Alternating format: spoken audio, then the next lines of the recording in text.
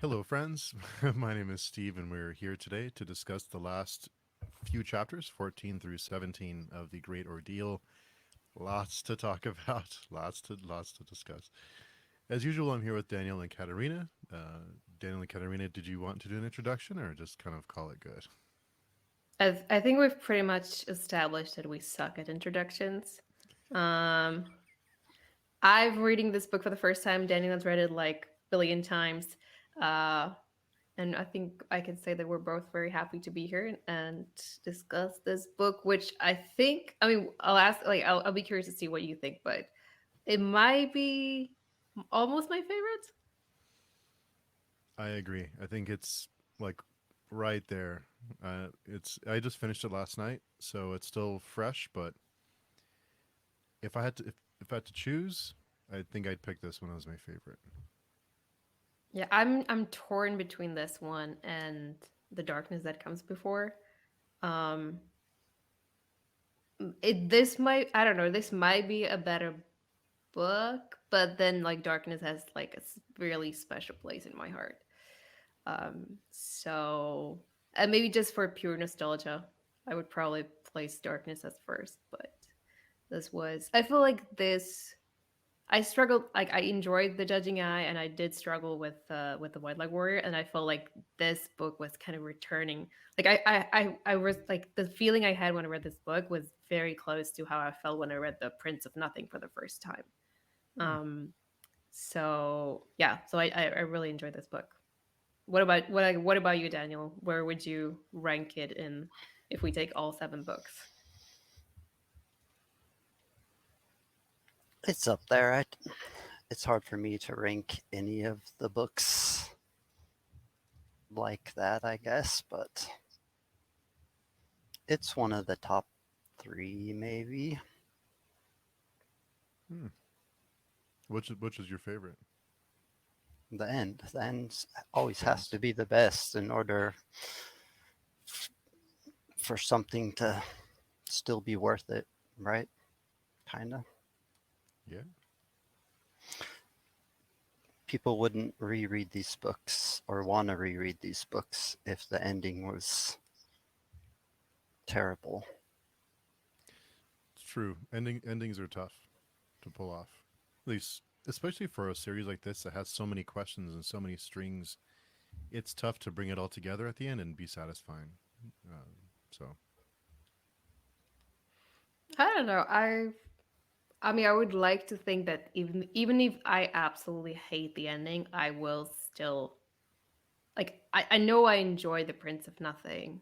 I know I enjoyed this book, so I imagine even if I know the ending's not good, I would, if I go back and reread these books, I would still enjoy them, and they would still be like one of some of my favorite books of all time.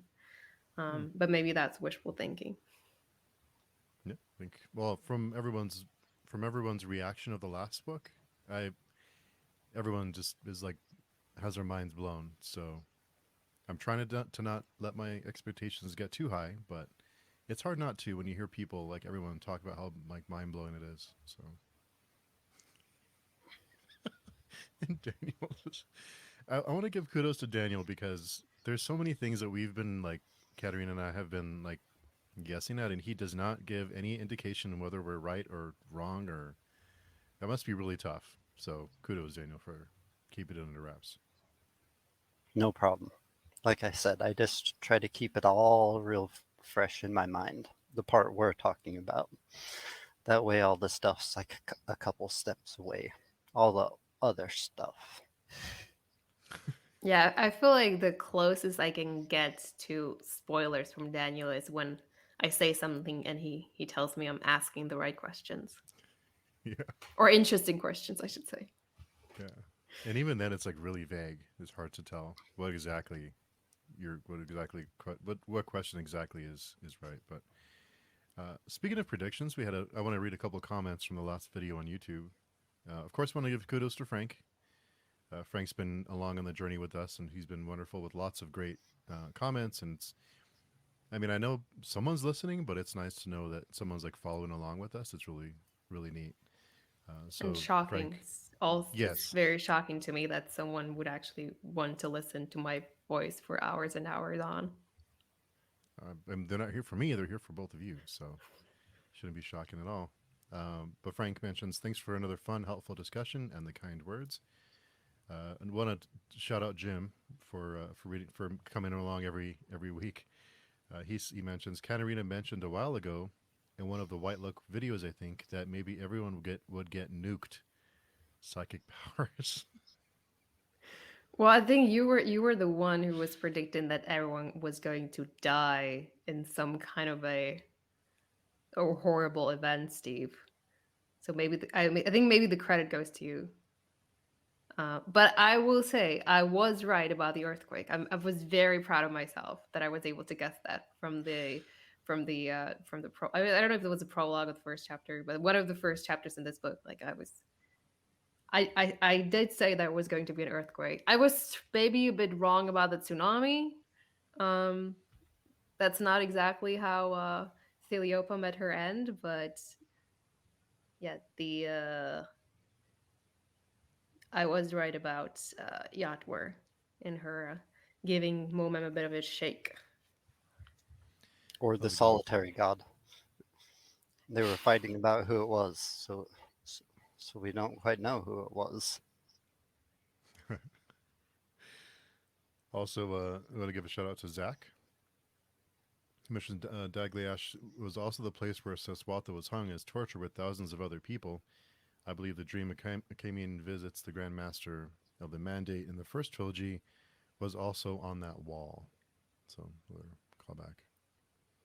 Oh, yeah. I guess that's right. I completely forgot about that.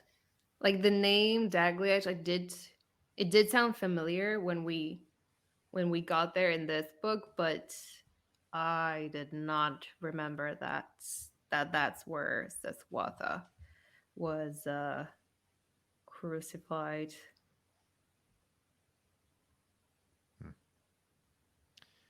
This these chapter 14, especially, it's I was getting really a very surreal feeling, like because the survivor mentions uh, this has also that this has somehow already happened, and getting some like Lovecraftian vibes, like everything's happening all at once, like every past, future, and present are all happening at the same time.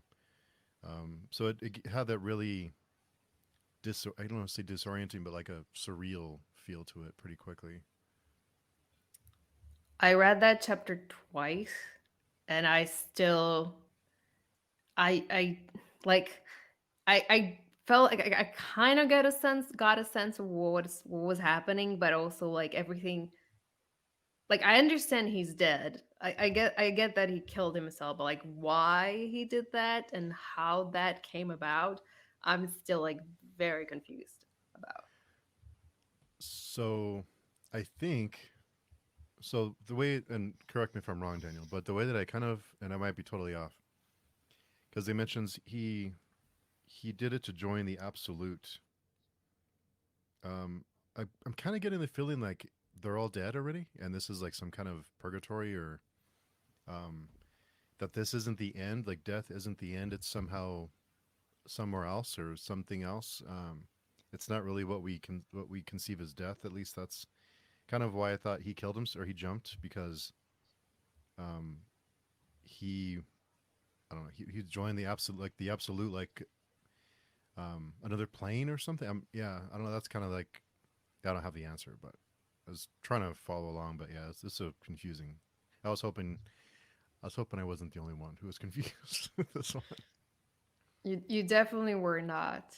Yeah, he does talk about the absolute, and I guess at some point it felt like the absolute became synonymous with the god, but then why, like how does death, like what role does death play in it?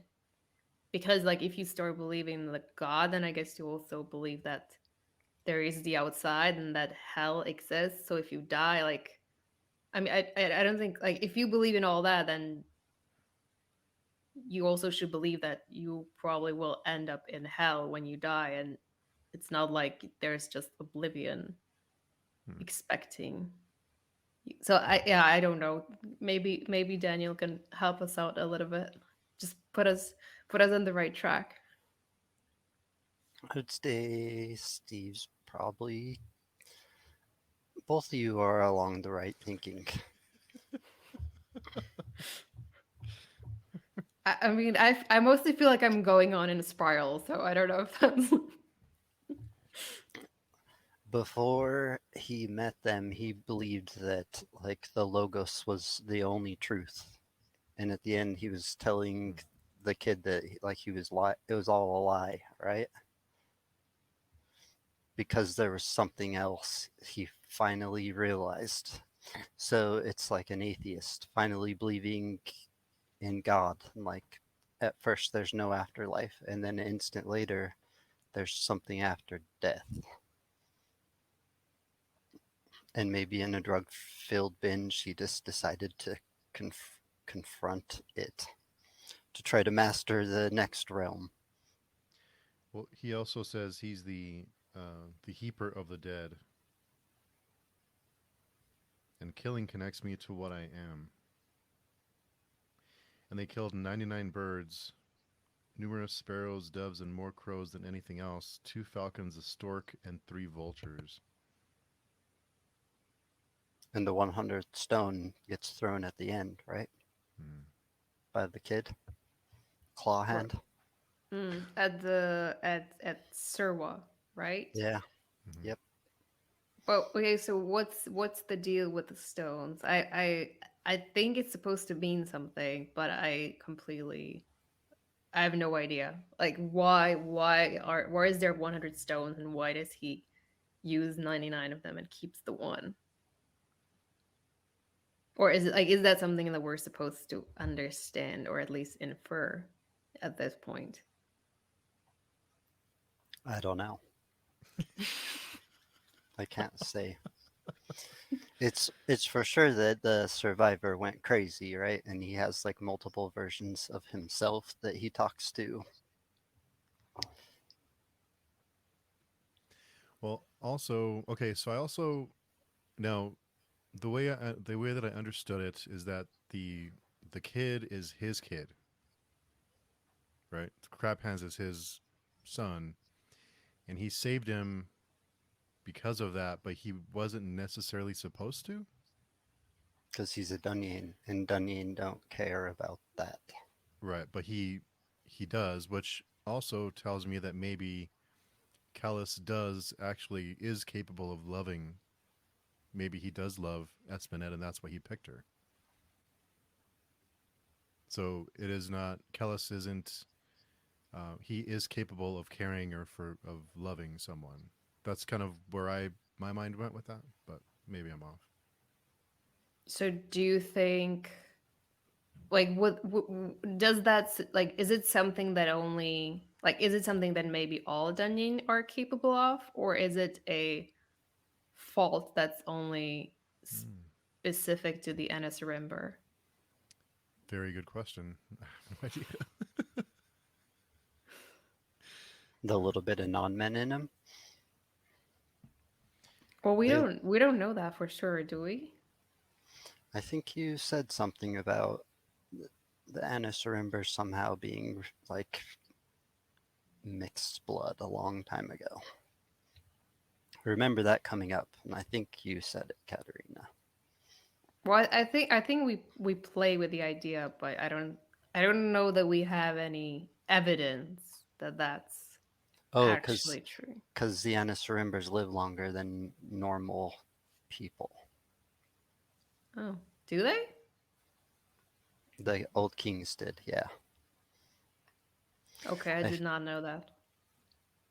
I feel like before the womb plague, even non-men had really long lives compared to humans. Hmm. Um, So another thing is okay. So my Mara has twins, right? And the fact that the Allegedly, fact yeah. well allegedly, and the fact that the survivor, when he found out about that, that's another thing that I felt like drove him to jump. Like this somehow is significant in the big. in the big picture, because her having twins was some kind of sign or something that he doesn't, um, that he could jump. Um, that is some kind of, I don't know, omen. I don't know. Like I thought that he's told her that she was having twins to like get her attention, I guess. Like I don't know if that in its like I don't know if it in itself was meaning like if it had any other purpose other than Hmm. just like making her look at him, which is what he was trying to do. Like he was trying to get her talk to him and have like look into his soul, I guess. I think. But let me I, that like that chapter was so it's like it was so out there. I, I think one reference was in his thoughts. So he wasn't talking to her. He was like talking about the people next to him, and he still referred to there being two kids. Hmm. But maybe not. So not to be even more confusing, Katerina, but did you understand the whole? Okay, so now we know of the of zero. Zero, the difference that is not a difference. Zero made one, and now we have the zero God. No God. Well, yeah, I did. Well, when he said zero God, I was like, my mind immediately jumped to like, this sounds very close to the no God. Yeah, I missed that part. I was like, we have another one. But, It's Well, I okay. mean, like we might have. the thing that the gods can't perceive. Hmm. Zero. Zero made one, so it's the one God, not multiple, That's right? some Or bizarre math, but I guess it works. yeah. But yeah, I don't know, like the way he talked about it, the way he talked, like the way he described the. Why are you laughing? It's just bizarre math. Well, I mean, you said zero plus zero equals one, so I'm. No, no. I thought the same thing when I was reading it, because I was actually having, I was like eating lunch and having a beer as I was reading that, and I was like, haven't drank that much. Like this doesn't make any sense.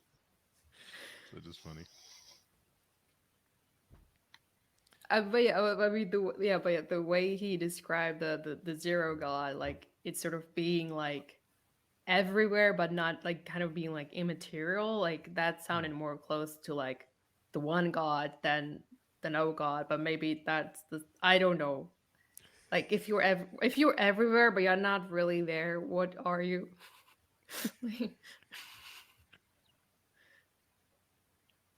It's a good. Okay, we're on the same page. It's a good question. Oh.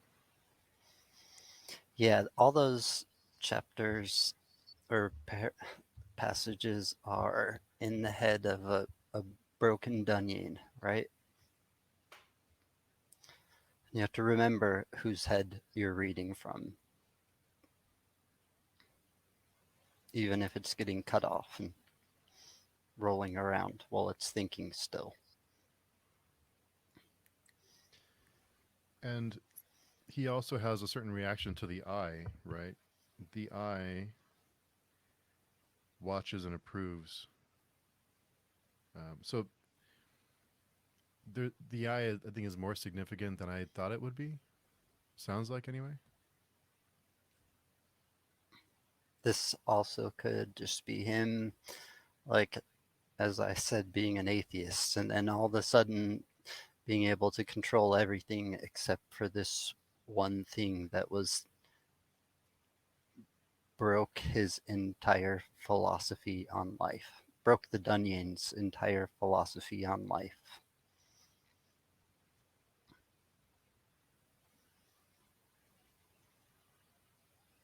And then just a little snort of curry, which then I think they start all snorting curry after that. No more taking it in orally. all goes up the nose now. I guess Well, that's you can call that evolution. That's what the Janine are all about, right? yeah. But yeah, I was also surprised that the judging eye has become so important part of the plot.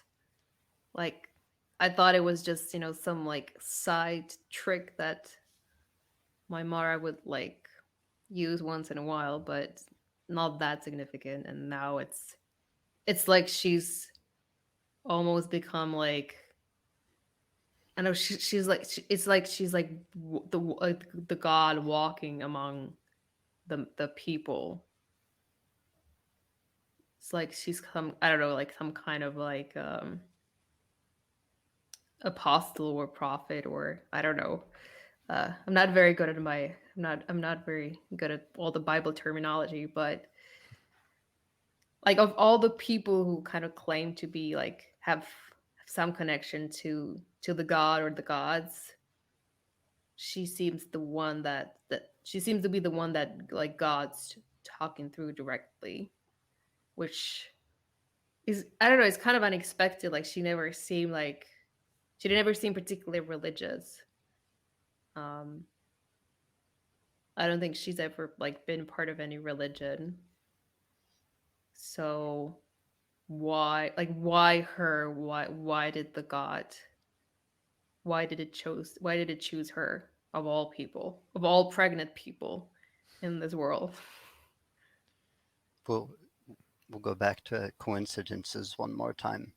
Like, why did the survivor pick up crab hands when it wasn't in his nature? Even though it said crab hands was defected and they were going to kill him in the end, he was like not a perfect Dunyan, just a fraction. Hopefully a better fraction than Kilmomus, but I don't know. Yeah. That's another. Yeah. He's something else.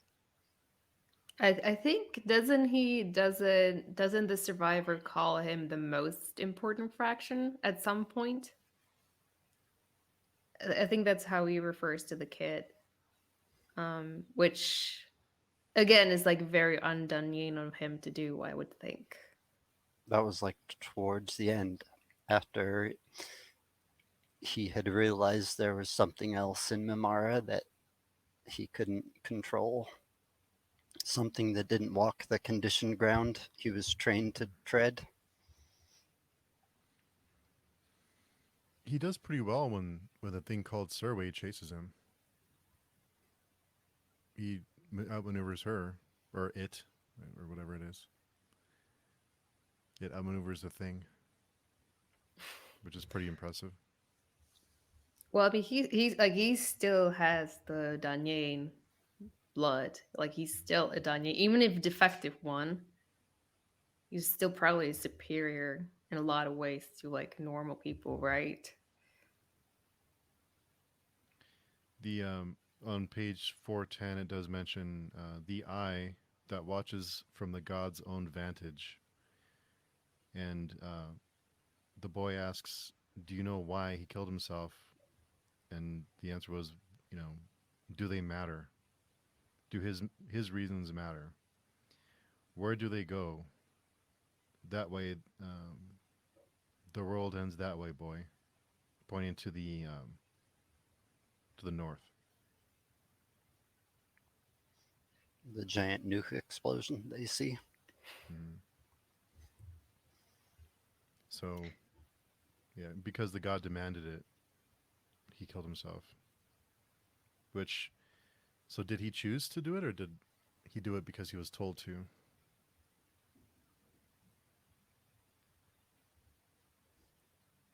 I mean, That if came if if the god is everywhere and it determines everything, then can you really choose? Could he have really chosen to die? It's a good question. The but the 100 gods, they think they know everything, and we had a screaming lady falling out of the sky that probably thought otherwise. her last few seconds alive.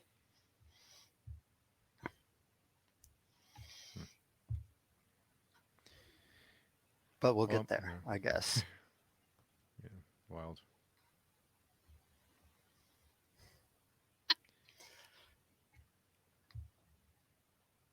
Yeah, that was a pretty crazy section.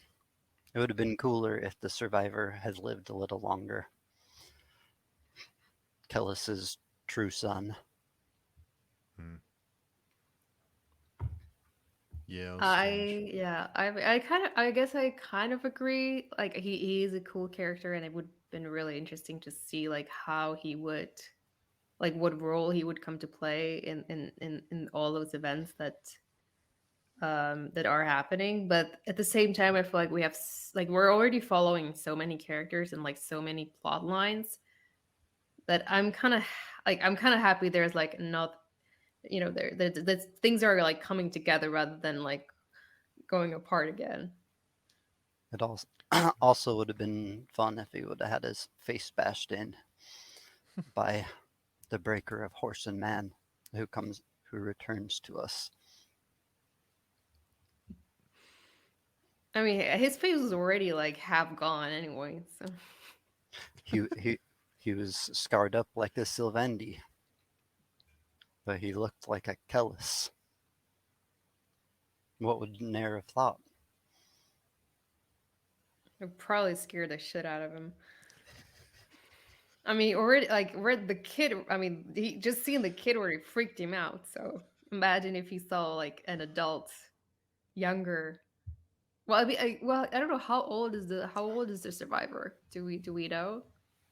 Would he be Um, approximately the same age that Callus was when he met Naor, or the same age that like Moengus was when he ran into the Skilvendi? I assume somewhere between 20 and 30. I think Kellis was like 33 hmm. at the start of these books. Yeah, he's gotten just a little bit older.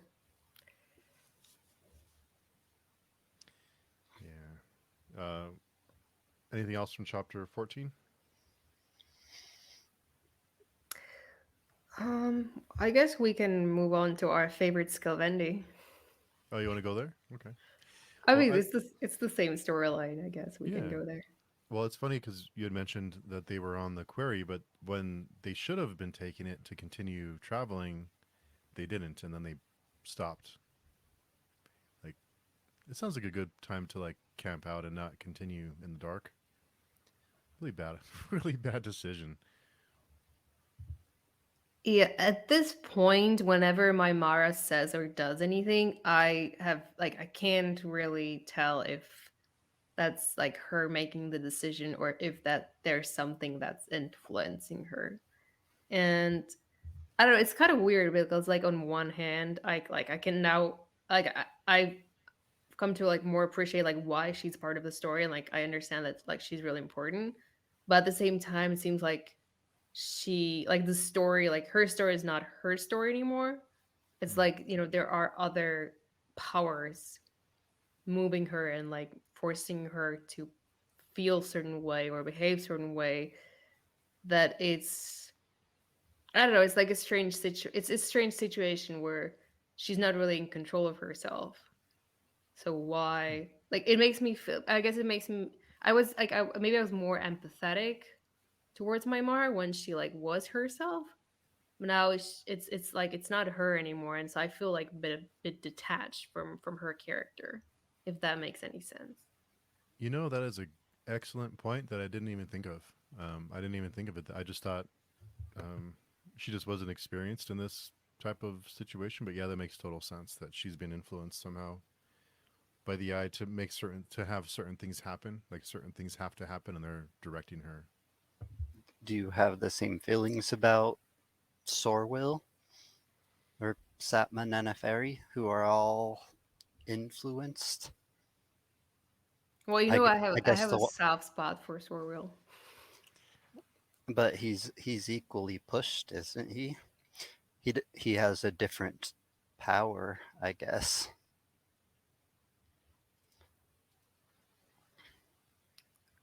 He feels like he's still like way less competent.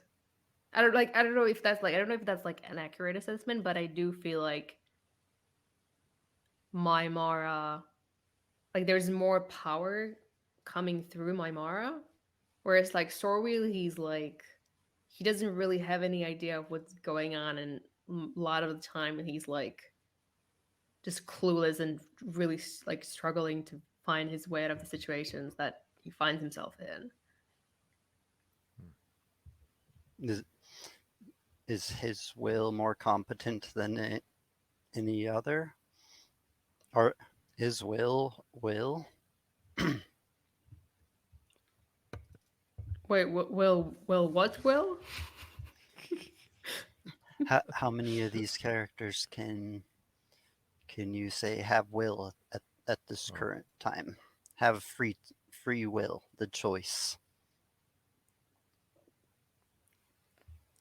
I have no idea. I mean, there are moments where I'm thinking like, okay, so this person's like making bad decisions, which probably had to come out of their own mind. But then you have weird things that happen to people like Maimara and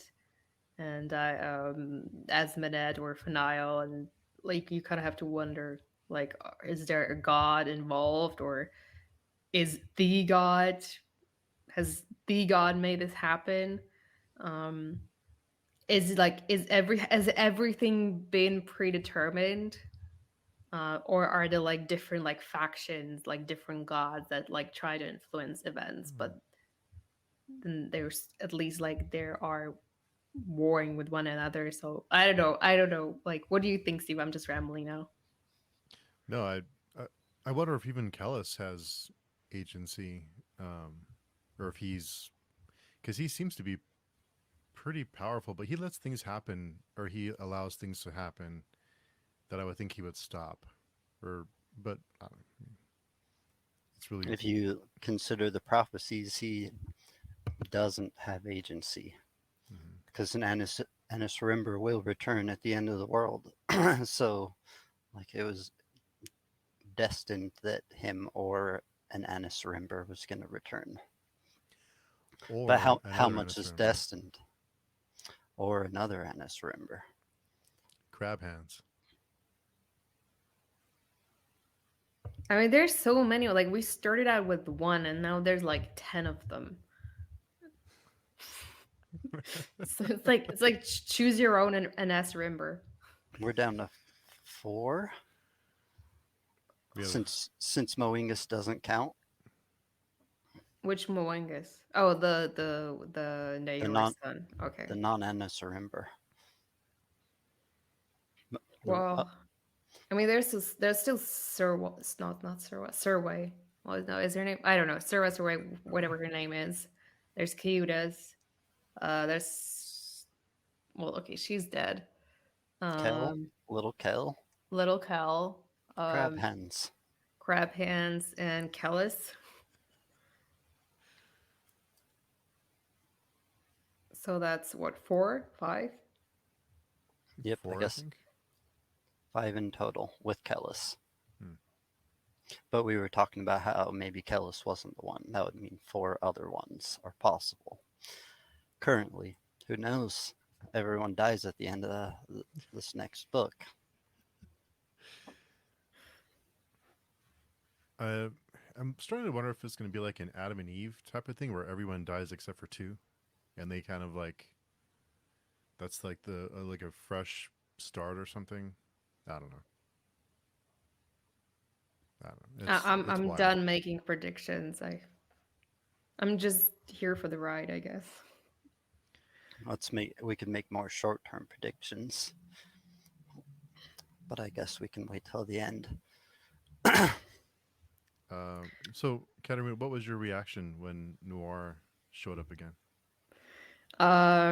So I have to make a confession. This was one of the few things I knew were going to happen in this book. Oh, really? Yeah. I did spoil myself on that. Entirely my fault this time. I can't really blame anyone on Reddit or anywhere on the internet. But I was very excited. Well, was I excited? I mean, I was like I am happy that I get to spend a little bit more time with like my favorite character in the series. But seeing the state of him, I wonder if everyone would have been better off, including himself, if he just stayed dead. He didn't like. I didn't get the sense that he was in a happier place than when we last saw him. Still had the same things on his mind, getting payback. There's also the little part where she said he was more stained than the captain. So your favorite character is the most damned person we've seen in the whole entire book at this point. Yeah. I don't know what to say. That's true. I would love to hear. I don't know if we will get more of what he went through and what he had to do to survive, but I would love to hear. I would love to see what because I'm sure he had help though, and it makes sense for the consult to enlist the Skilvendi, right? To have them on their side. I mean, it's a Well, nice ally to have. the Skilvendi, if I'm not mistaken, they were there at the first time around during the first apocalypse. They joined forces with the consult. So it does seem like the history is repeating itself. Things are coming together. And he was accompanied by Serway like probably the whole time, right? She's still with him. She even was the one that found Akamian. Did you guys catch that part? She was like the outrider. And then when they went in the tent, all of a sudden she turned into Serway. Mimara was like taken aback. I didn't catch that. She was the rider Was that rode past them, and then Think came so. back. the sorcerer? I thought that was the sorcerer. I thought it was the sorcerer, the one who discovered them. Well, there was like a raiding party, right? And then there was like someone on a horse who rode close to them, who was like a like a someone who's kind of like scouting or looking for people, and then but I didn't catch that was the same. That was the thing. Yeah, I wasn't sure if maybe like one of the people in the party was Naor, but then he was in the tent when they got there. So I don't know. I don't know. I mean, but I think they do mention there was there was a skill venue sorcerer, which was something that kind of surprised me because I don't remember them ever talking about there being sorcerers among the skill vendi. It also talked about like special strength that it can yell a noise that keeps all the other shrink away so they could get safe passage to humans. That seems pretty handy. Mm-hmm. A dog whistle, a strength dog whistle. Deterrent. Mm-hmm. It's like when you have a spray against mosquitoes. The repellent. The removing Dagliash. Whatever that was kept them all out. Or not Dagliash, the town before. What was the town? The first battle where Sybil changed. Uh, I don't really remember. Eurocus? Nope. Raelioth? Raelioth. They fought their way into Raelioth and the Shrink didn't like come in. They just stayed outside. Oh right, the larder of men. Yeah. The granary. Then Inkarai's granary. Not the god's granary, that's probably the whole world. Like, yeah, I guess encourages do it on a small scale.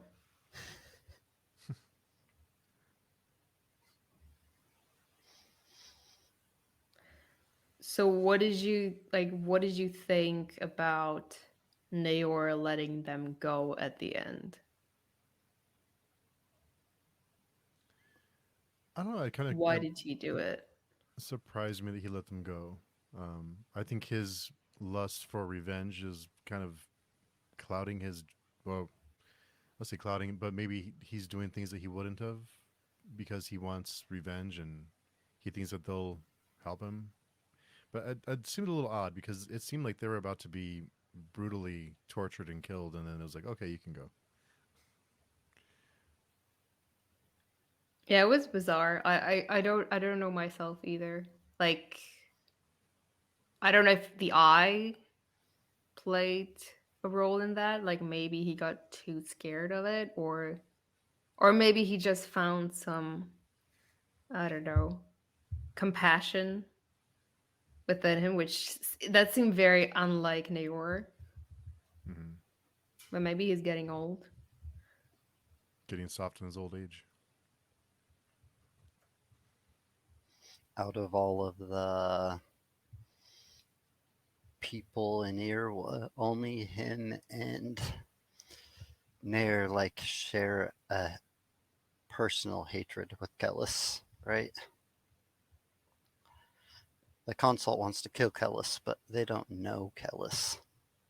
Nair knows Kellis and hates Kellis. Acamian knows Kellis and hates Kellis. What about Esmanet? Esmnet just seen Kellis again and is crying at his feet. Who knows? Who knows what she thinks?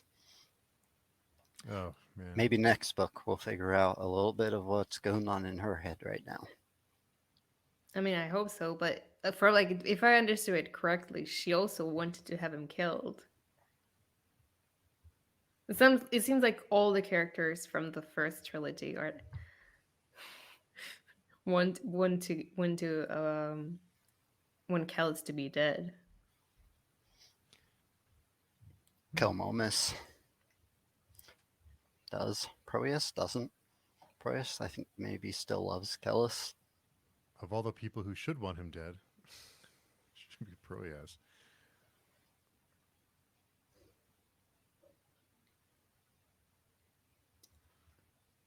Okay, so what did you think, Steve? Like, were you surprised to when Naor showed up? I was. I was surprised. Well, when they were walking through the camp and they brought them to like the chief, or I forget what they called him, the like the I forget the term that they used for it, but it was like a younger Oh, person, the king of the tribes. Yeah. the king of the tribes. Yeah, I thought maybe he would be there, but when he came out of like the shadows, I thought that I was pretty excited, pretty excited to see him. I mean, he's never been my favorite character, but it was neat to see him again and to know that he survived. Because if anyone could survive, it would be him. But even if he needed help to survive, but if anyone can do it, he'd be the one to survive. I felt a little misled by our Scott Baker because in no, but if you read the what came before part of this book, it does say that Naor died at the end of Mm. Thousandfold Thought. Does it really? I think so, yeah. I thought it was left vague. We all die and we're reborn every couple years, cellularly. Also, I just should not read it too. I should read it more abstractly. Was what you're saying? It's just me like reading it wrong.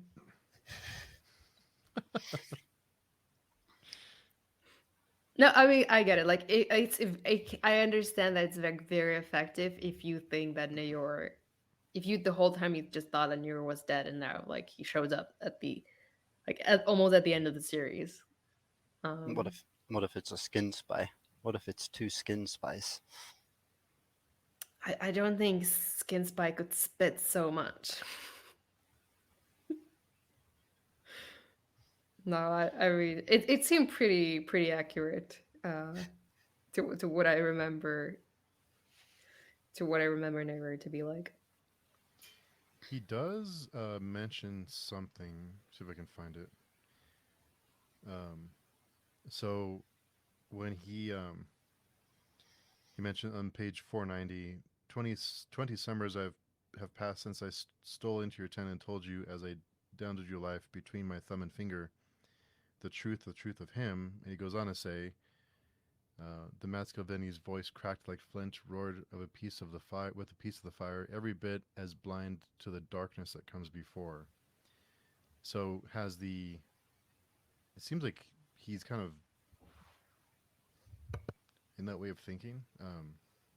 Maybe that's why he let them go. But just something I had forgotten that I noticed going looking for that is that the crab hands is one of the few. Or did I misread that part? I don't. I don't actually remember. On the top of 467.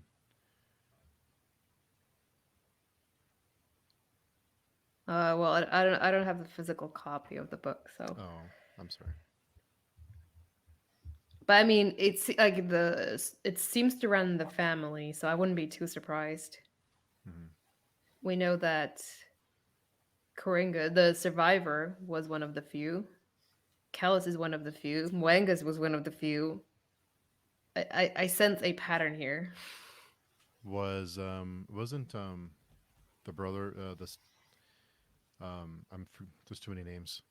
The one who died. Which one? Enrolatus Sammy? Enrolatus Sammy? No, Maithanet? Mathanet. Sorry, he was one of the few too, right? Because he spotted Akami in the book one. Yeah, that's so yeah, right. it does make sense. Yeah.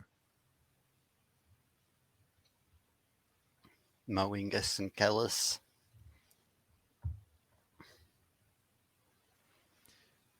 There's quite a few, quite a few of the few. There was the time when they dreamed it, though, when they made them all kill themselves for being tainted. So a lot of the few died that night. Oh, that's right, because you could only receive the dreams if you were one of the few. Oh, I see. Okay, that makes a lot of sense, actually.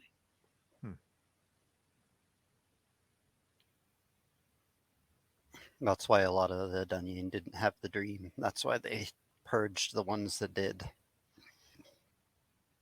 They were polluted from walking the shortest path. Their ground wasn't conditioned anymore. Someone else, like, besmudged it. Yeah, I'm starting to feel that because like we've learned a lot more about the Junie now. I feel like it's not really conditioned ground that they walk. It's more like sanitized ground. Like everything that doesn't work, like that doesn't confirm to the way that they think the world works, they just like remove from their path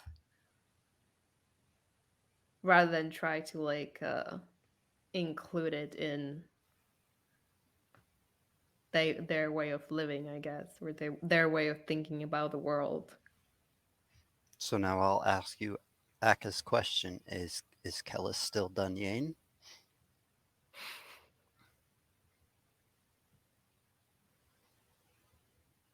Or has he conditioned this new ground, or is it still sanitized ground?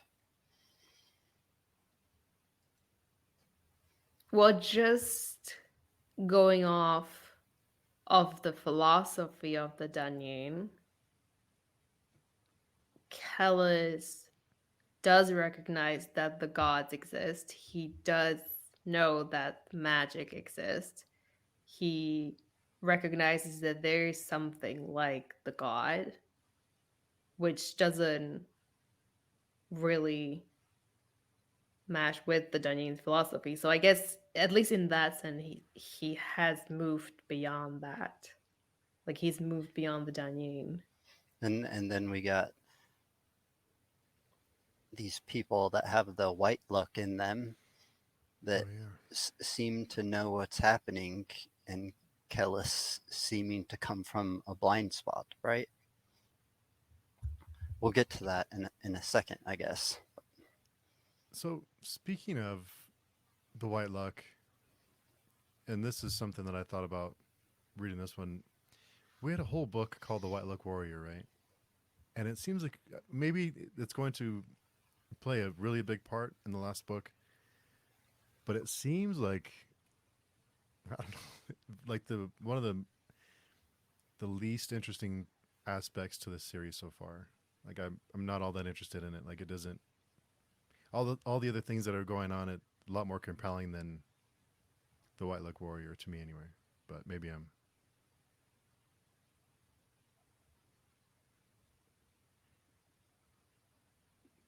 I just find it very confusing, especially like with how this book ended. Like at least before it seemed like I felt like I sort of got the idea of like what the white light is and like how it's kind of like all seeing and like the path of the white light warrior works. Like it's been predetermined. And then, like Kelmomas shows up at the end of this book in the throne room and suddenly like everything breaks down and um I mean, the concept of it is interesting, but yeah, like, I guess I would agree with you that, everything that's been like happening in Sterabin with Sorwheel and um, with Proyas and Kellis, and then like the last bit with New York, like I did find that more compelling than um, the White Leg Warrior storyline. But I'm partly, I guess, because it's so confusing in it would probably help if I like had a more clear understanding of, like what exactly the White Leg Warrior is doing. mhm.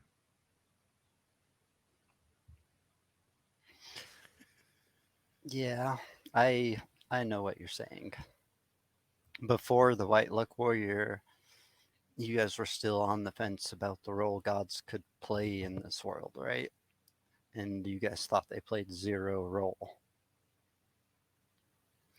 Yes, I did make the mistake of assuming that. One time we might have discussed whether the Narendari is the real White Luck Warrior or if it is Sorwil, right? Mm.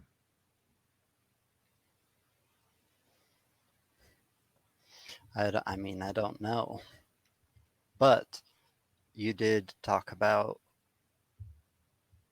Kelmomus seeming to surprise the White Luck, right? So what's that all about? That's my question. What's that all about? And the yeah, Kilmomus, he's up to some shenanigans with the four-horned brother. I pour out some liquor for Thalie because I was really sad to see her go out like that. I thought she would make it. So R.I.P. Thalie. She was probably my favorite Anis Rimber. Not Mm. not as far as story goes, but as far as just maybe being a possibly decent human goes. Yes, I was also very sad. It's like especially like because we learned you know new things about her in this last chapter, like about like her and her relationship with Enrolatus and yeah, she's like one. She seemed like the most like normal person out of all the Anessarimba children, I guess, or like maybe the most relatable one. I did feel for her, and I did feel like her death at the end was like very, very, very unfair, and also like very I don't know, like all of all the deaths that you could die in these books, having a Mhm. building crash on top of you is like it's not that's not a very like fancy way to go out. I feel like she deserved a little better. I agree. And I'm pretty sure she was dead at that point, but if she wasn't, then she was by the time her little brother grabbed her.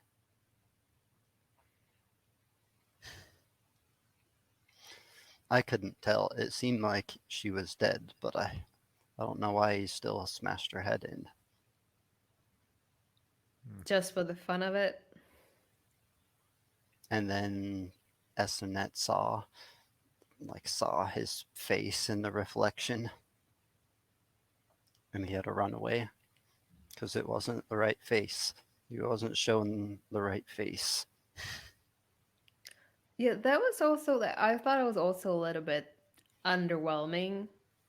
Like I did kind of anticipate that eventually Esmenet would find out that Kalmomus is not the sweet little boy that she's always assumed that he is. But I always thought it would be maybe like she would catch him killing someone or bathing in someone's blood, and here she just sees his reflection in a shield or in a mirror. So if the White Luck, or if Kelmomis wouldn't have shouted, who's gonna win? Kelmomis shouted because he wanted his dad to die. But that's what I think uh, made him survive. Like that's the reason he survived at the end. In the end, right? Like I mean, it was kind of confusing because I think at some point there were like swords coming out of the ceiling and like tears of God or something.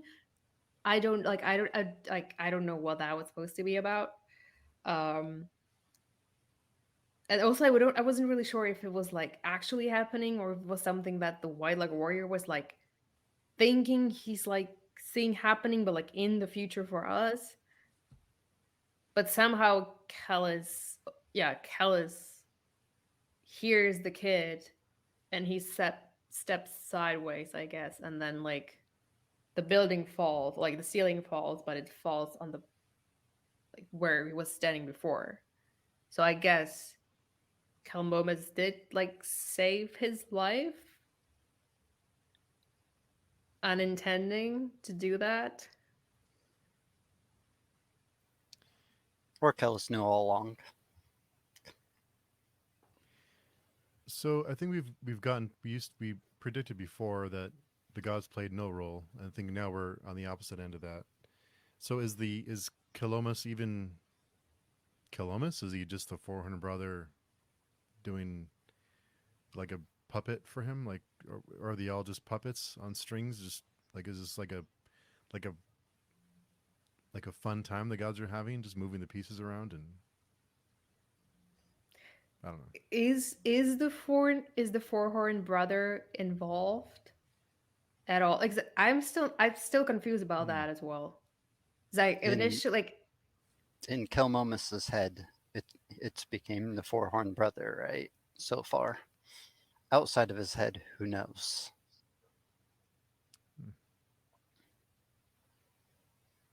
I That mean, might I got the sense that it was Yatwer, and then he just assumed that it was the four horn brother because of like the whelming and the story with the beetle.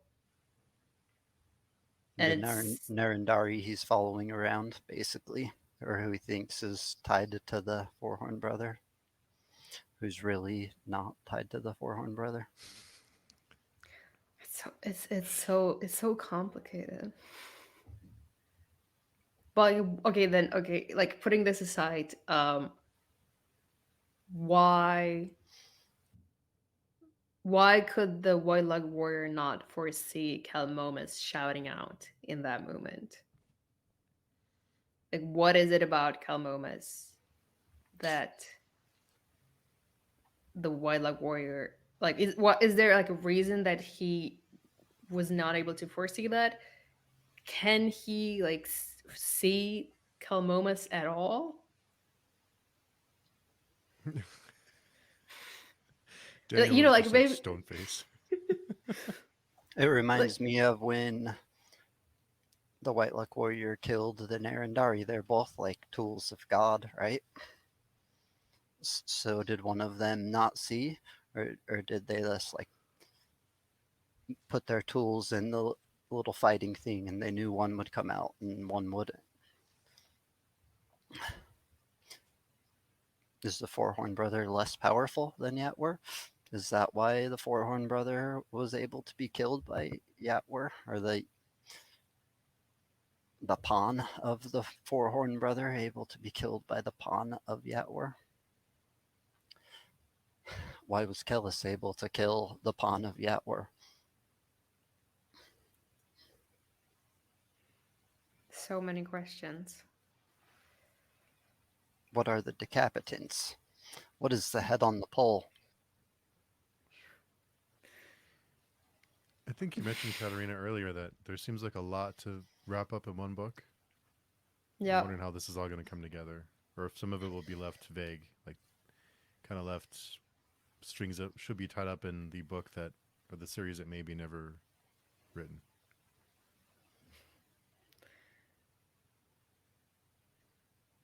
I'll divulge what he said about those books after the next book. Once we finish, I'll say what he said about the last books. Or you can just go watch it. No, I'm not going anywhere near that. We'll be done. We'll be done with the books, so there won't be any new spoilers you can have. Oh no, yeah. When we're done, we'll open the floodgates. But until then, But okay, so going back to that scene in the throne room, it seemed to me that Kellis also did not anticipate Kalmomus to show up in that moment and shout. Just as he didn't know that Esmenet had hired, I guess, the Narendar to assassinate Kellis. And got Maithanet killed, lost the whole empire. She hasn't done a great job since he's been gone. I mean, that's that's question like that could be. We could talk about that.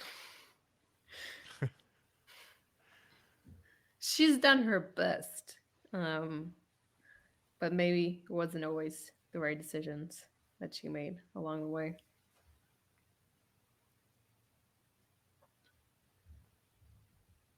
it does seem there is a scene, like a one of those scenes that seems like it's past, present, and future happening all at once. And there seems to be a lot of apples being thrown.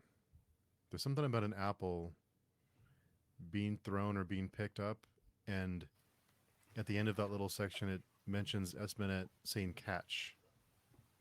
What was it, an apple or was it a peach? I'm sure there was. I don't remember apples, but I'm sure there was a peach because I remember talking about a peach, maybe last week or the week before. I don't This was a remember. long time ago, right?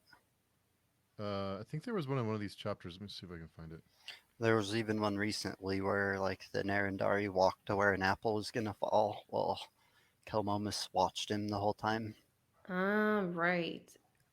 But there also, I remember there were also oranges at some point, like very, very, like maybe a few books back.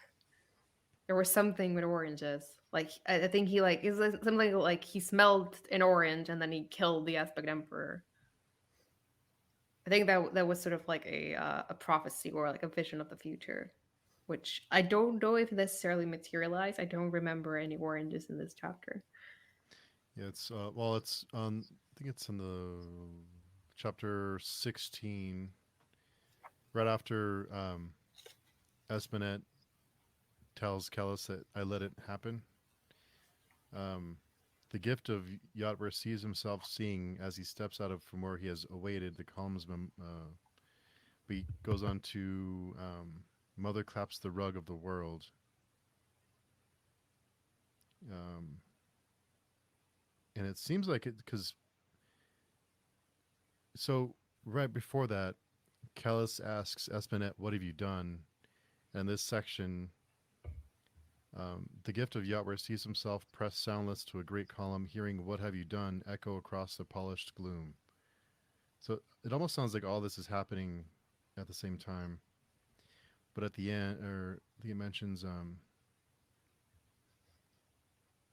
mother blinks the mother blinks the tear. Catch, the Empress yells. So yeah, it sounds like there's other things happening during that conversation.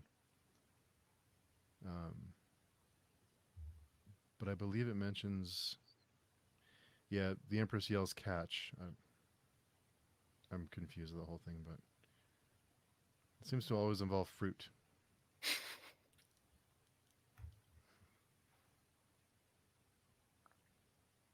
Well, I remember when she meets with the Nerendar, I think she throws him a peach and she says catch. Oh, okay. But I don't know if that's the same scene that the Nerendar is reliving here, considering that he sees everything, like he sees the past, the present, the future simultaneously. Or if that's a different kind of fruit that they also are throwing around.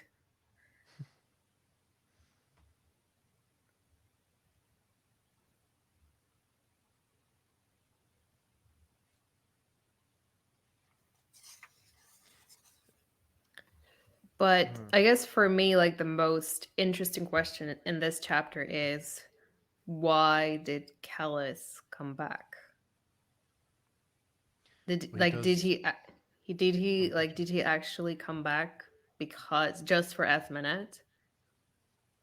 Is that the reason why he's there? doesn't he say something to the effect of "I'm trying to fix things" or "I'm here to fix something"? Um, He ended the whole rebellion really quick. yeah. Yeah, poor Malawebi. I he was like not the most interesting character in this book, but still I felt kind of bad.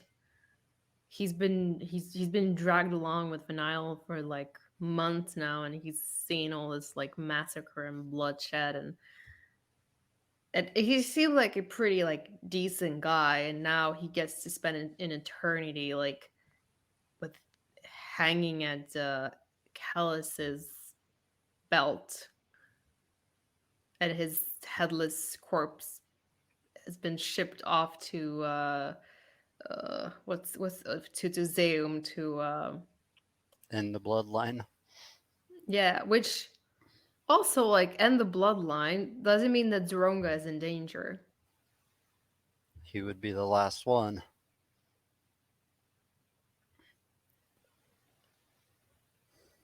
Which like I like Zoronga, but like don't kill Zoronga. He's like one of the few nice people in the Great Ordeal. I haven't seen him since it all happened. Maybe he's just already dead somewhere. They didn't even mention it. He's so irrelevant. He's I would be he's one of pissed. the dead floating in the sea with the shrink, the occasional human head, the human bodies they see. I mean, maybe it's better to get knifed by a demon than dying from the radiation uh, disease. Hair falling out, skin, spitting blood. Yeah, that was pretty. Like I've not watched Chernobyl, but it's like probably one of the nastiest ways to die. I know this is a side tangent, but have you seen the HBO? You haven't seen the HBO series? It's really, No, really good. no, I've listened to the soundtrack, which I think is amazing, but I have not watched it yet. It's really good. So I've heard. It's on the list. But I did like that they have to call the sick and the blind, and Kellis gives Proteus this like he's like it's up to you now, kind of like you're the last one.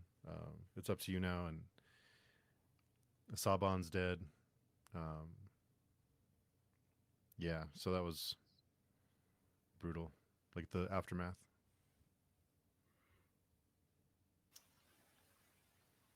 And Yeah, still Sybil is walking. I think he was there at the end. He got lashed by nuclear fallout, and he's still walking. across the dead bodies that have floated back into the river. So I mean, and they all seem to be following him. So I wonder if there's going to be like an army of these like dying, decaying people like marching towards Golgotha. What did they call it? Thus the second great or the what happened in the first book where they broke off and they all went and died? What was the name of that again? The first book? Which first book? What? In the first series, when the people got impatient and they ran out and all died. Oh, the vulgar holy war. Hmm. Yeah, this is like the vulgar Great Ordeal.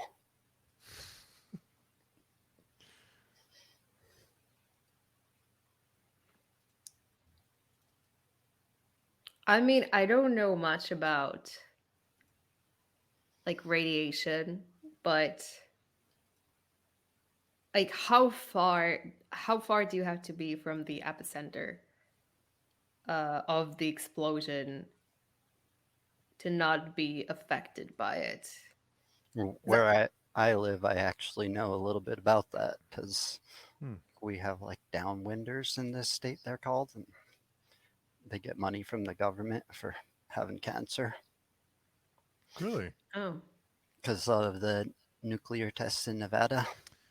Oh They yeah, we have they that would here too. Yeah. they would wait till the wind blew like towards us because California had too many people. So when the wind was blowing towards us, that's when the bombs went off. And you can be pretty far away. Like if you look up the stuff about the movie Genghis Khan, that I can't. It wasn't Clint Eastwood. Who's older than Clint Eastwood? The old Wild Western actor. John Wayne. John Wayne played Genghis Khan in a movie, and they filmed it Wow, here. that's a And stretch. they were all on horses, like trudging up the dust right when all that was happening. And most of the crew like got bad things happened to them all. Hmm. And it was like related to the fallout. So you want to be real far away. It's bad. And the closer you are, the worse it is. That's why Kellis's advice, walk upwind, is the good advice. You don't want even the wind coming to you or the rain, because after a big bomb, it like brings moisture into the area, and it will rain often, and the rain is bad. It's bad rain. Yeah, down in Los Alamos, they tested the atomic bombs, and I think some people were sick for a while. But do we know where that bomb came from, or I mean exactly where it came from? where it came from? Well, it came from the Veery mansion, which was below Dagliash, Mm-hmm. which is right where Saban was when it went off. So I guess, all things considered, Saban actually got off pretty easy. Like, I mean, at least he had a clean death. Is that disappointing to you, Katerina? Like he should have suffered more. You wanted his I, skin to I'm, fall off and his hair to come out to eat the I fallout. mean, he'll have an eternity to suffer in hell. So I guess I'm content. But I mean, I'm concerned about the other people who there are some people who seem to be doing okay, including Proas. But I mean, if you were close enough to like see the explosion, then you might not be affected now, but I would think that in a few years, all those people will be dying from cancer or something similar. Like they were like they were like there, like they were all like going towards Dagliash. They were all in the battlefield. So, well, I mean, I don't know. Maybe like as you said, Steve, everyone's going to die very soon. So maybe it doesn't. Maybe it doesn't matter if you die from cancer. If you know if you develop cancer in a few years from now. But The Basharag all seem to have like cancerous lumps when he describes them. So who knows how much bad stuff they're using up in the Ark. But that's probably where the bomb came from originally. Because how else would a bomb land in a fantasy world besides a spaceship? The Ark. the Techne.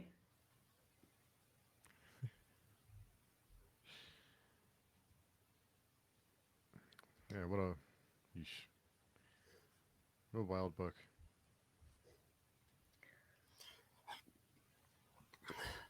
Let's see. And the Skilvendi were eating Shrank too, right? Yeah, but they also had like a horse on a skewer too. A horse and a Skilwendi. Oh yeah. Which, like, who is that? Are there like, is he there just as a totem, or are they going to eat him as well? Like, what's the deal with that person and the horse? Like, it was just someone who like really pissed Neor off, and he decided to skewer him on a spear, including his horse. What's going to happen when they air? He's going to fight for the consult, right?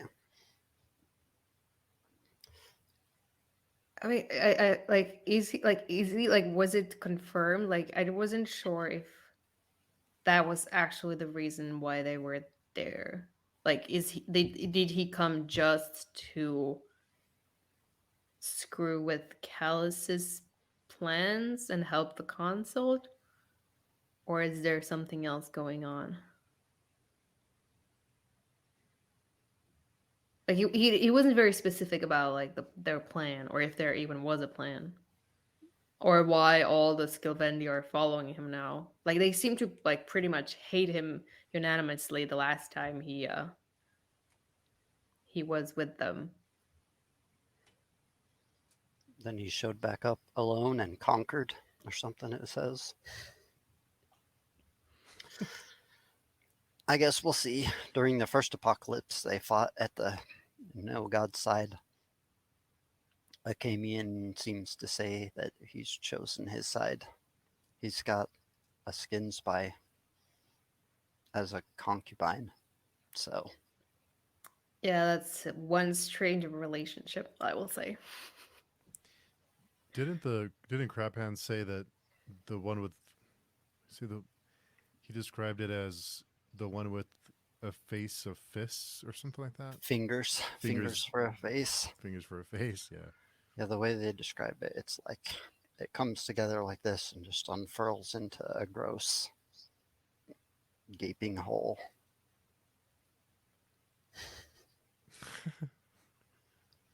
Yeah, and who knows how their body transforms too, because their body has to like change a little shape too. Have a little octopus in them or something. And I guess if humans get enough techne in us, we'll be able to maybe do something like that. Give us 1,000 years without killing each other.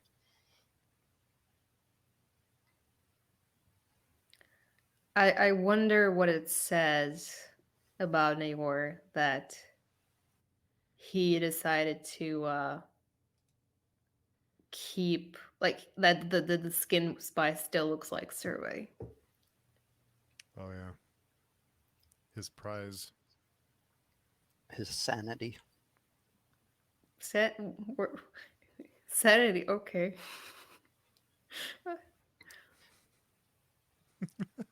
He seems pretty bent on revenge.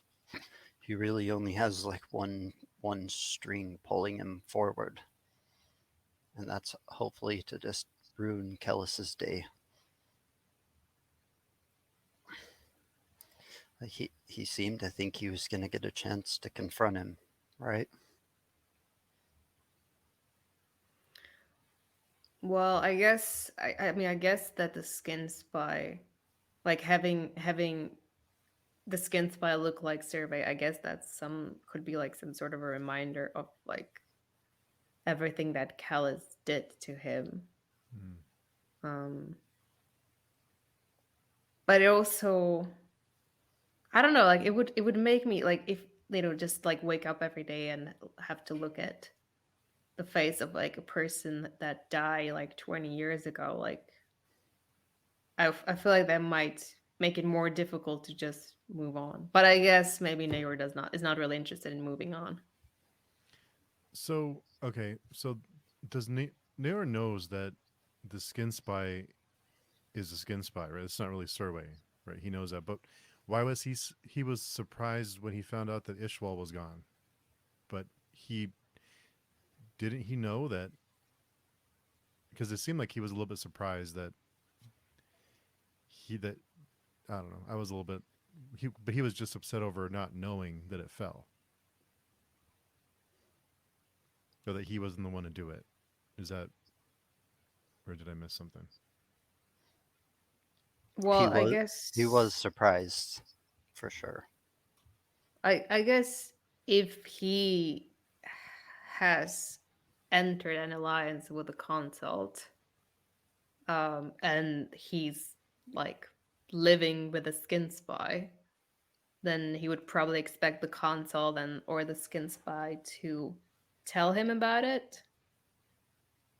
So I get that. I mean I just like I guess I understand that he would feel betrayed and blindsided. I mean that's like a pretty big deal, destroying Ishwal. So I So feel like he felt that he ought to have known about it. They ought to have told him. so had he known, so it didn't tell him because it was still using him, right? It didn't want him to know that it had fell because it wasn't done with him yet. Like, is that why it didn't tell him? I don't know. Why keep it a secret? It's a good question. I don't know. I haven't really thought about it that much.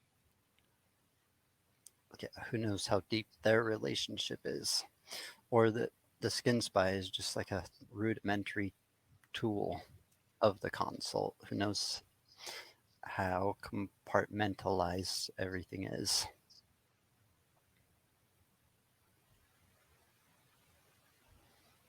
It reminds me of when the Synthes says that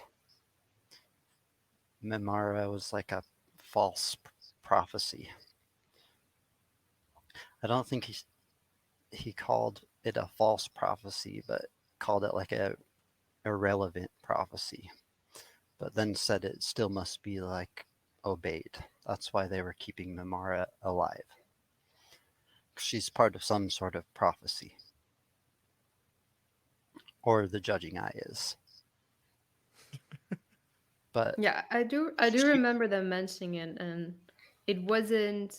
I don't know. I wasn't sure if at the time if what they meant was that she was part of a false prophecy, or that there were like several different prophecies, and they weren't sure which ones were true and which ones were false.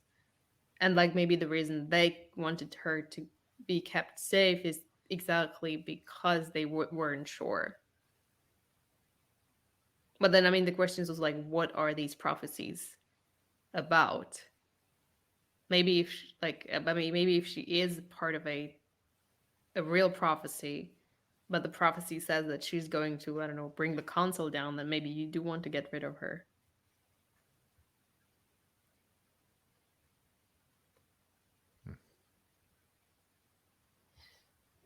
we still don't know a lot of what the consult is thinking. Yeah.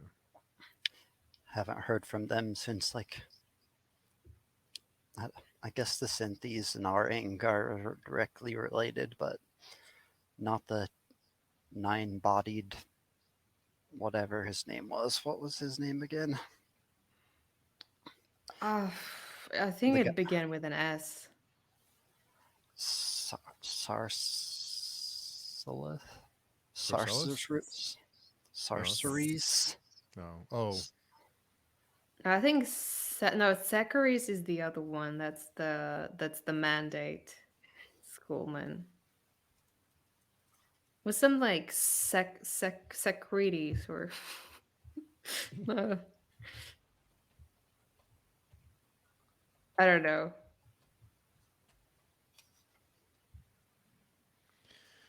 yeah, I It's lose track. This book doesn't have any of the bad people's names. Sorry. Was there? There wasn't a anything Appendix? at the end. Yeah, there's nothing, right? There's like 3 pages just with all their names and what houses they're in, and a map or maybe 2. But like we were talking about earlier, there's 150 pages in the next book. A couple stories. So I guess we'll figure out how we're going to approach that when we get there.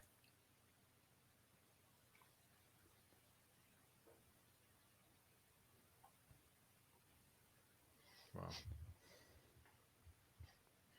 Did we But cover everything? I feel like we missed stuff. Whole things, maybe even. I mean, probably missed a lot. But one thing that we should definitely talk about is the dream at the very end of the book. The The one, continuation of the chains, Oh, yeah. the sarcoph. the sarcophagus. Yeah. What the hell is that about? So it made me think back to the end of the second book. Oh my Warrior gosh. prophet? Warrior Prophet. I know those weren't non-men, right? Was that Shrank that were doing that to those people? I did it. Both, I think. Was it both? Okay, because it kind of reminded me of that, like that kind of torture. He even described the non-men being there too, but they weren't in chains. They were just still prisoners.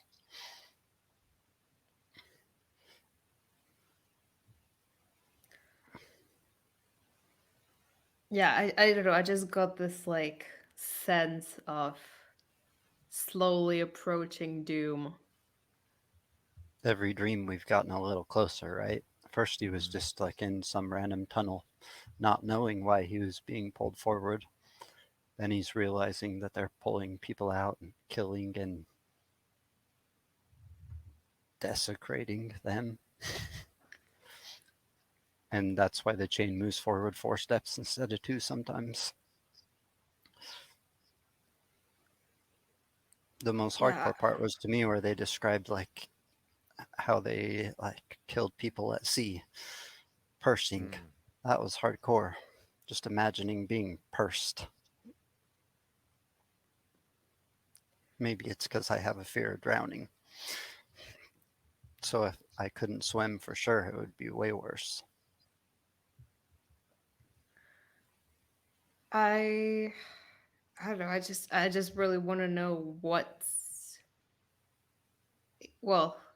in the sarcophagus and why are they sending people into it? I mean, I assume at least that we will probably find it in the next book. Um, and second question, is this happening in the past? Like, is a common dream of something that happened in the past, or is this the future, or did it happen at all? I Do guess. do you guys remember when he first had these dreams? Whose eyes he was in? So Swatha's right. Well, I mean, it kept changing. Like, yeah, like, well, first as Swatha, but then now Coyote, and then we switched to Kelmomas. It's someone who gets captured inside of there. Well, we know that no, it's not. It's now Coyote got captured by the consult. We did dream. There was a dream that Akamian had where that happened. And then his dreams became him in chains, just being tugged forward, right? But I think even initially in his dreams, he still knew he was him. Like when those dreams began, he knew who he was on those chains. Now it doesn't talk about it, but Yeah, maybe the person whose like eyes or like whose life he's dreaming, maybe that person doesn't know who they are anymore. Just thought. depends on how long the chains are, I guess. How many people they're walking into this sarcophagus, burning, flaming, whatever it is. Weren't the dreams in italics before?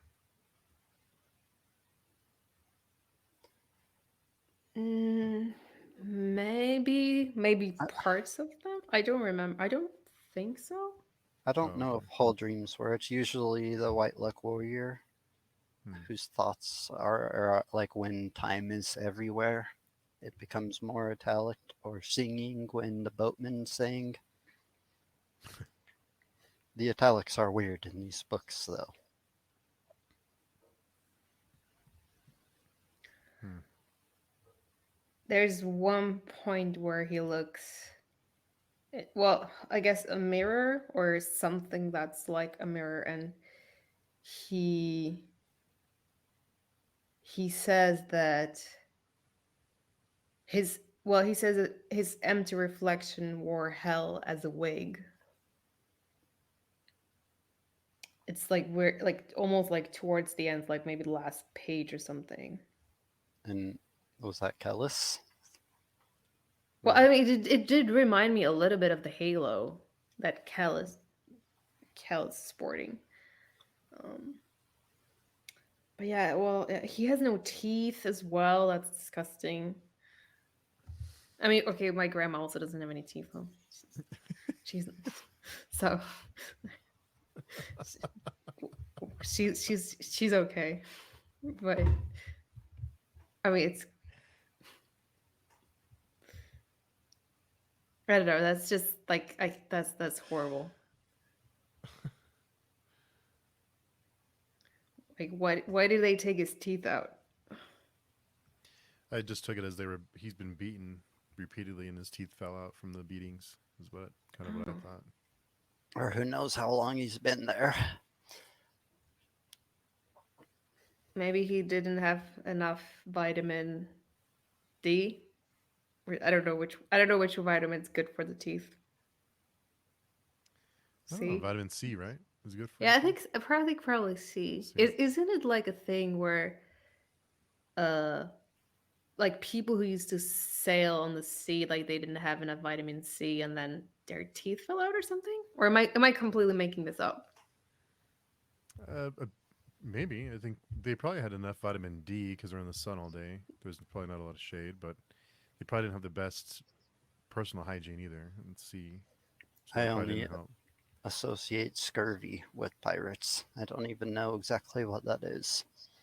Maybe that's the thing. Oh. Maybe I don't want to Google it. Yeah. Dysentery. I think a lot of pirates died from dysentery, which is not good. Doesn't sound good.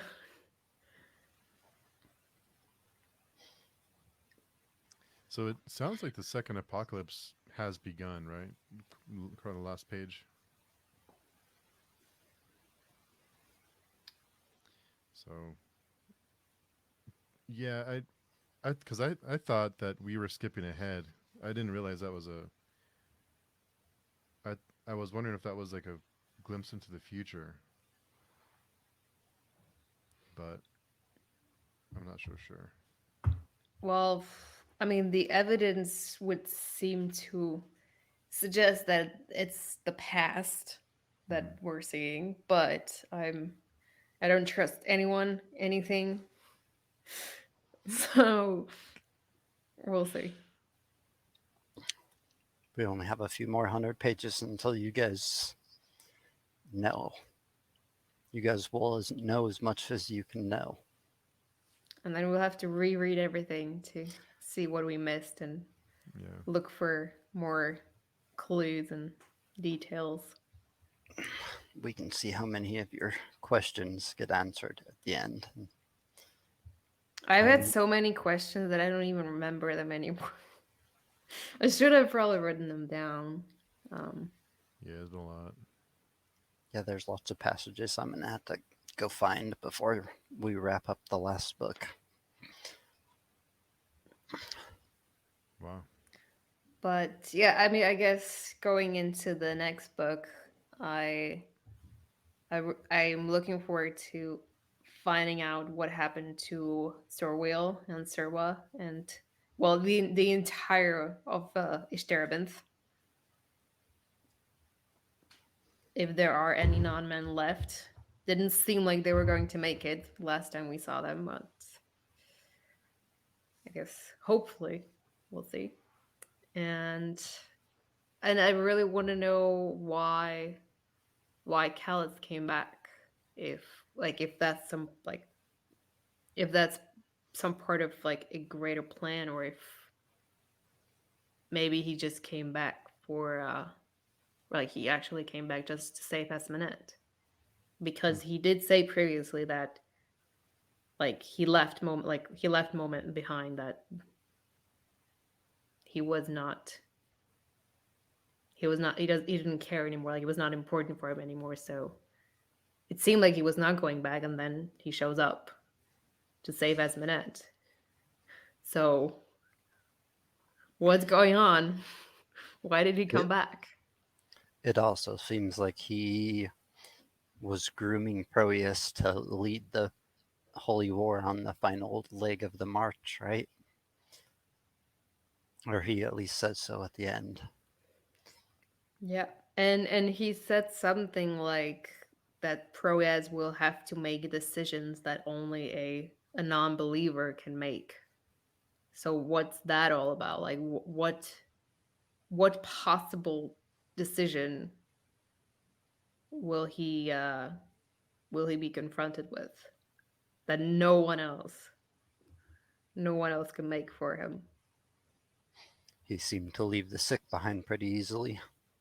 I think they told him to clean the walls and throw all the bodies off. And they'll be right back, and then they just leave.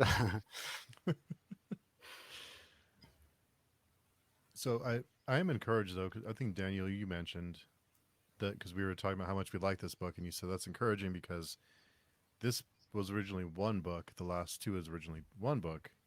I think they picked a good spot to end though. So yeah, It- if it sounds it like was we're in for a treat. like a giant bang, like our Scott Baker usually ends his book with like a one big great revelation. Last week we found out what happened in Dagliash, which would have been, I think, a good spot to end. Right I mean, after there was a pretty nuclear big bomb. bang. There was a pretty big bang. But this end was good too.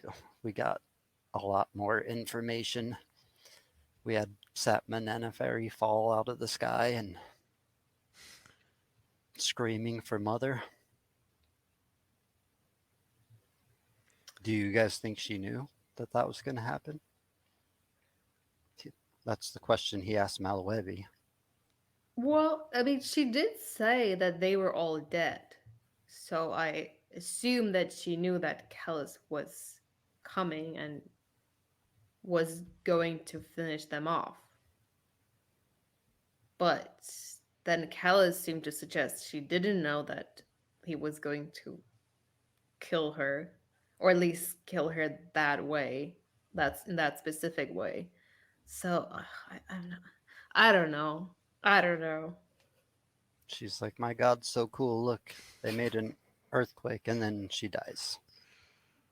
The amount of tabs I have in this book is a little crazy. Yeah, and also, I mean, like remember there was this like sort of a prophecy that um she shared with Malawebi, where she told him that something like that he like someone was going to kill him for taking something, I think. And now I don't know, I probably I have to look for it. Um When it's her, she's always talking about people taking instead of giving because she yeah, just okay. gives expecting nothing because she is the mother's priestess. Yeah, okay, I did find it. She says, she said, "Your doom is to bear witness, witness everything." And then she says, "He will kill you, you know, for taking what was given." Hmm. So, well, we know Melody's dead, and we know that Callus killed him, but I still don't understand what it is that was taken according to Yadwar. When she was saying that, she was like trying to seduce him, if I remember right.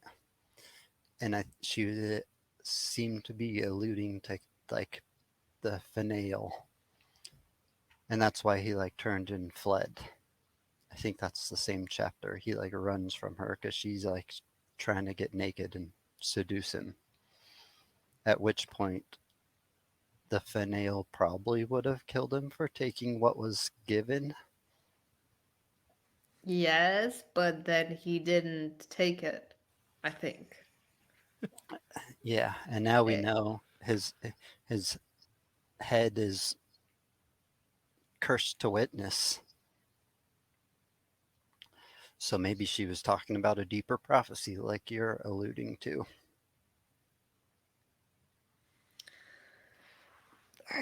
I don't know. What are How the does he? Yeah, decapitants? the heads on the poles. I don't know.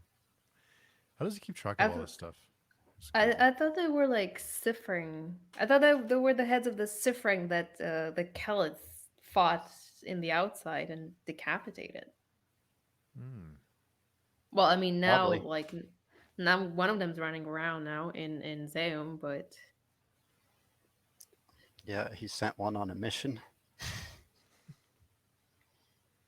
So if he's a Sifring, like everyone refers to him as a Sifring, like he's the devil, and he's got a bunch of them on his belt, and he's commanding them around.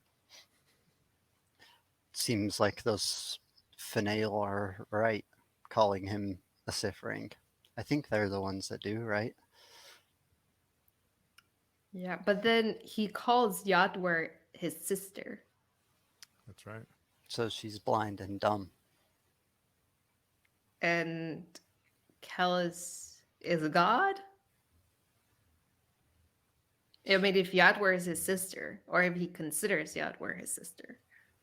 I think that's the second time he's referenced like gods being equal to him, maybe. I don't Hmm. remember the first time if he called someone a brother or a sister again, but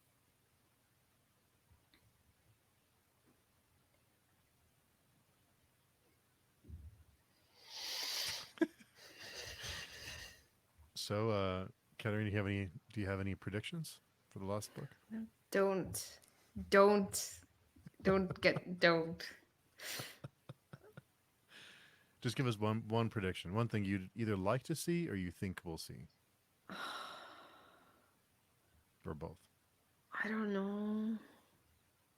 I'll make the obvious prediction first. There is an obvious one. It appears like we're gonna get to Golgotharoth. As all we have to get across is the field appalling, whatever that is. Right. Okay, that's a pretty safe prediction, I guess. And probably something crazy is gonna happen in Golgotharoth. Seems like Yeah. it always does. I guess maybe my prediction would be Well, I mean, I don't even know if Sorwheel is alive. Is he even So, Sorwheel anymore? well, that's a whole another question. Um, I think, okay. I guess maybe I'll just guess that there will be a convergence at some point, and everyone will meet at Golgotha. That seems like a pretty safe prediction. So we're talking all plot, all people in all plots that are currently still alive. I mean, well, I mean, Proyas is going to Golgotha. I think Akamian's going to Golgotha. Naor. Um, Sorwil and Serwa, if they made it out of Sterbenth, like where else would they go? Maybe Kellis is the only unknown. Like we don't really know. Kellis and Esmnet are just gonna make a new empire. Leave this vulgar Great Ordeal behind. I mean, like considering that at the end, Esmond wanted to have Kellis assassinated because that's how much he's got on her nerves. I can't really see. I can really like picture them like making a home, like a happy family home somewhere far away, just starting a new empire together. So, Katerina, do you think the three primary characters from the first trilogy will survive? So, which do you think will survive? Callus, Nur, or Esminet? Do you think all those will? Do you think they'll all survive, or who do you think will die? Akamian. Oh yeah, came in. I'm sorry, came in. Yeah, four. Proyas, he's been there all along. Yeah, probably yes too. One of the last ones. There's not very many that have been there all along. It's true. I think my initial guess was that Proyas and Akamian were going to survive, and that Esmenet was probably not going to make it. And Naor, I don't like. What would be the point of? Well, I don't know. Like, what is like? I mean, trying to think like, what is the purpose of Naor anymore in this story?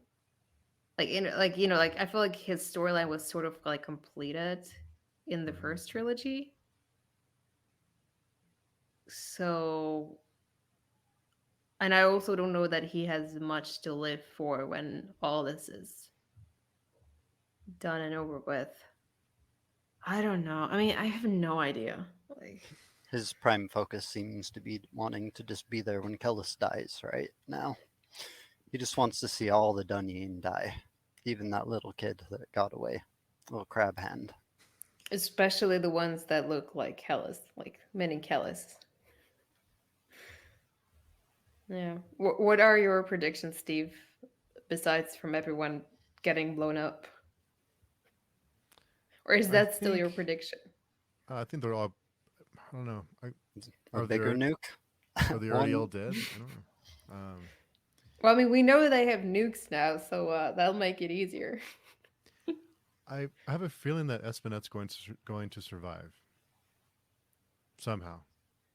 This the next series, they'd all just pull off their Matrix plug, and they've all been living in a simulation the whole time. I And don't then it know. becomes a sci-fi. Maybe it's like a they're already in. It's like they're in some kind of purgatory now, or maybe death isn't what we think it is. Like we see it as the end, but maybe it's just another. It's the absolute. It's something else. Religions, the way they think of death, it's like never ending, right? Mm-hmm. Some religions, you got to become a god and make your own planet, and go ruin other people's days. That'd be kind of fun. In all of them, you seem to live forever, though. In most of them, even Buddhist, you like, if you're perfect, you become like the flow of energy. Hmm. Let's call it the absolute. You become the absolute. If you're not perfect, you become a bird. That's not too bad. But That's kind of nice. you're just living perpetually forever. And then, like, going up to heaven, that seems to be a forever place, right? Hell seems to be a forever place in our, like, Christ- Christianity. No. The only thing I know is it's going to be interesting. It's going to be fun. I'm sure I'll will be surprised. Mostly because I have like no expectations of what's going to happen. Did this peak the darkness scale? Was this the darkest book you've ever read yet? Mm, Mm, no, I don't think so. What I mean, was? parts of it were quite dark. I think for me, the whale mothers were like some of Mm. the bleakest stuff we've encountered in the series so far. Um, the strength stuff doesn't really get me. At least for now. We'll see if it gets worse. Yes, it's mostly I guess mostly the treatment of like the whale mothers and then the parts where Surway no Sir I mean now that there's like both of them it's so hard to keep track of.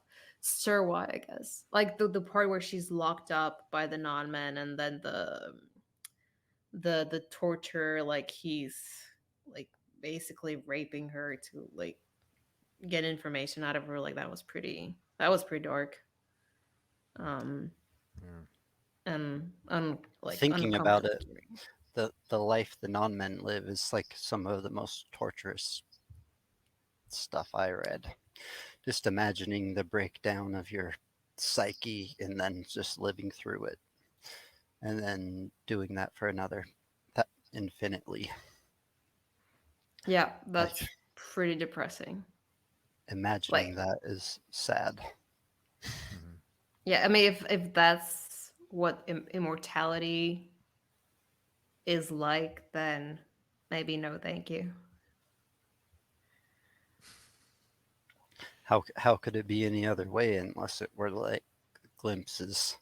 You get to come to Earth and live a life and not get to remember your old life for a moment. Otherwise, it would get boring, I feel like. I mean, there are definitely parts of my life I'd rather forget. Parts of every life that everyone would rather forget. And if it is infinity, you'll probably get to live every single one of those lives, even the boring parts. Yeah, but I mean, it would be nice to have a chance to like reinvent yourself, or just like start like sort of start over, but with the knowledge of like the stupid shit you made before. Um, but I do agree. Like the like not necessarily like actually being like not just like what happened in the but like the decline of the non-men, just like kind of like making a sense of that because we only like heard like bits here and there, and like to finally like be able to piece it together and like see what's become of the non-men, like that was pretty. I mean, not like dark, but just depressing. Mm-hmm. Pro, yes, getting taken advantage of. That's true. Yeah. Yeah. This may be the Uh, darkest. Now that we're People's hair falling out, skin melting away. getting nuked. Whatever happened to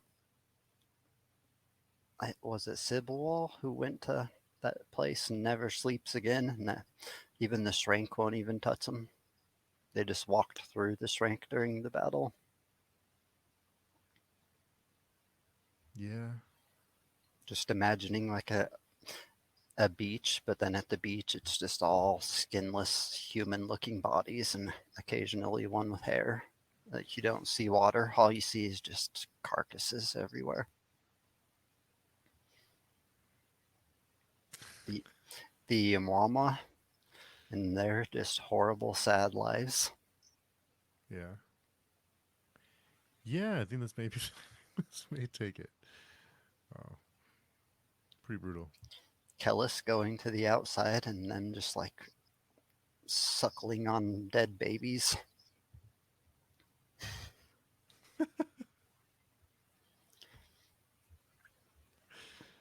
Well, So now that much- you say, yeah, it was pretty bleak.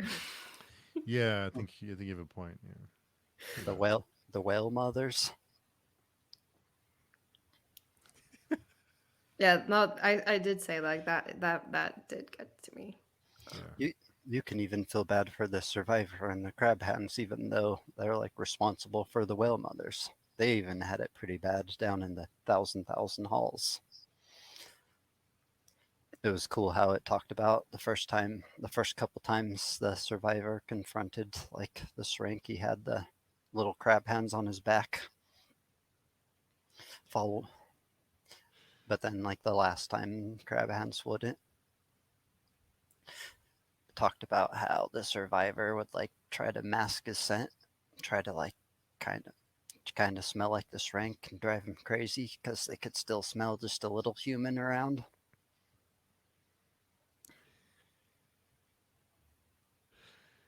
So what you're saying is it's a feel-good kind of book. Well, when you go out into the real world, you feel better about it. There's none of that out there. Yeah, but maybe sometimes I wish my life was a little bit more interesting. Some Shrank will Don't liven things up pretty quick. don't you like being able to wear boots if you want though? I mean, I like the fact that my teeth are still in my gums. I guess that's You can learn to read. Yeah. yeah. That's true. It's crazy Wow. to think that only like 200 years ago, like hardly anyone could read. It was like a small percentage of the world that was able to read a book that long ago. Cool. So I think we've established we're also terrible at outros. So if you want to get in touch with us, pagedoing.com, just check our forums and tag us or contribute to the threads there with in the Baker section to chat with us. Best place to find us. And I do post the videos there early when I can get them done early. Not always. Doesn't always happen, but when they are done early, I post them there a couple days early. So it's the best place to find us all. Cool. Well, thanks to both of you, and we'll see you both next week for more feel good.